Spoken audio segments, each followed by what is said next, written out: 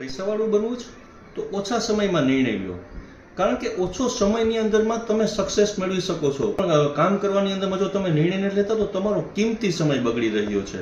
તો આજ ફરી પાછા આપણે વાત કરીશું રોબર્ટ કિયોસાકી લિખિત rich dead poor dead part 4.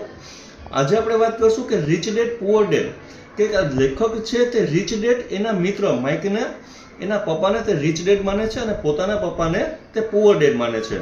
અહીંયા વાત થાય છે તેના વિચારની, કારણ કે આખી દુનિયા એક વસ્તુ ઉપર ચાલે છે અને તે છે વિચાર. રોબર્ટ કિયોસાકી અને માઇક બંને નક્કી કરે છે કે આપણે પૈસા કમાવા છે.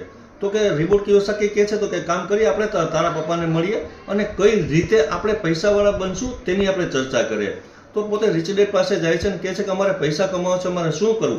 માત્ર 9 વર્ષના લેખક ત્યારે એને એમ કહે છે કે મારે પૈસાવાળા બનવું છે. તમે બાળકની થિંકિંગ તમે જોજો. માઇકના પપ્પા કહે છે ઓકે, તો તમે લોકો કામ કરવા માટે તમે આવી જાઓ, હું તમને પર અવર્સના 30 સેન્ટ આપીશ. અહીં કામની શરૂઆત થાય છે, બંને ધીમે ધીમે લોકો કંઈ કામ શીખી રહ્યા છે, પણ કંઈ ઘણો બધો વખત થઈ જાય છે પણ કંઈ એના પપ્પા કંઈ શીખડાવતા નથી.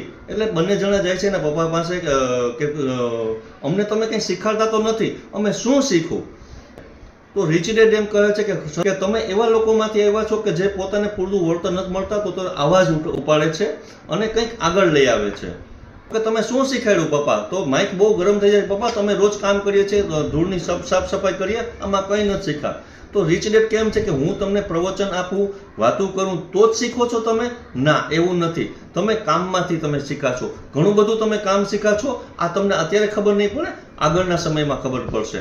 તેના ઉપર આ આગળનો પાર્ટ આપણે જોશું. તો ફરી પાછા આપણે મળતા રહીશું અને આ વિડીયો મેક્સિમમ શેર કરજો. Thank you so much.